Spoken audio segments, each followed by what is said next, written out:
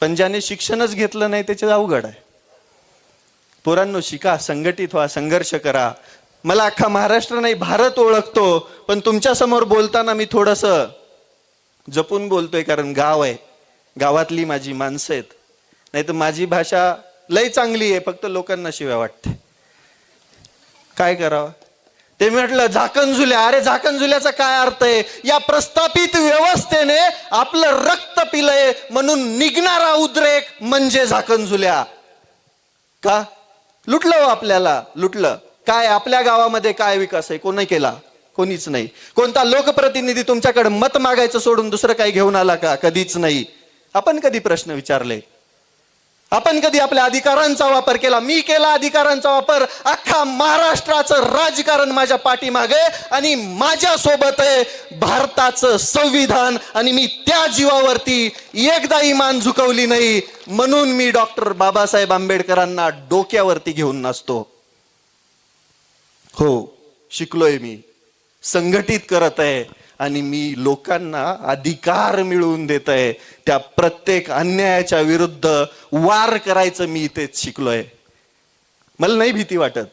छत्रपती शिवरायांचं स्वराज्य, त्यांचा पराक्रम, त्यांचे विचार, त्यांनी दिलेली शौर्याची शिदोरी हृदयामध्ये साठवली आहे. ती तलवारीची होती. डॉक्टर बाबासाहेब आंबेडकरांनी दिलेली लेखणीची शिदोरी पण हृदयात साठवली, आणि मी लढत आहे. असंख्य तुम्ही बघत असाल, मी बोलल्यानंतर अजून दुसरे बोलतात, पण तुम्हाला कधी पण मीच चांगला वाटतो, कारण की मी कधीच संविधानाच्या बाहेर बोलत नाही. का बोलायचं?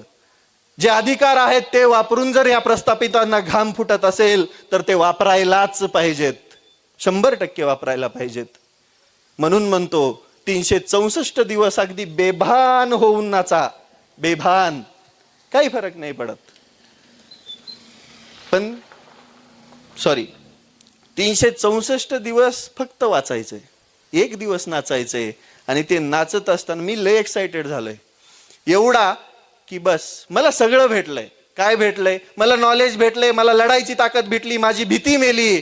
माझ्या डोक्यावरती कोणाचा हात आहे? तर या सगळ्या महापुरुषांचा आहे. म्हणून मी लढू शकतो, आणि म्हणून मी एवढा एक्साइटेड आहे.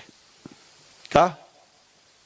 अहो, लय हे प्रस्थापित लोक एवढे सोपे नाहीयेत. आपल्याला वाटतं फक्त. लढत असताना लक्षात येतं सारखं पोलीस स्टेशनला जावं लागतं. मध्ये मध्ये तर अटक झाली म्हणून बी बघितलं असेल तुम्ही.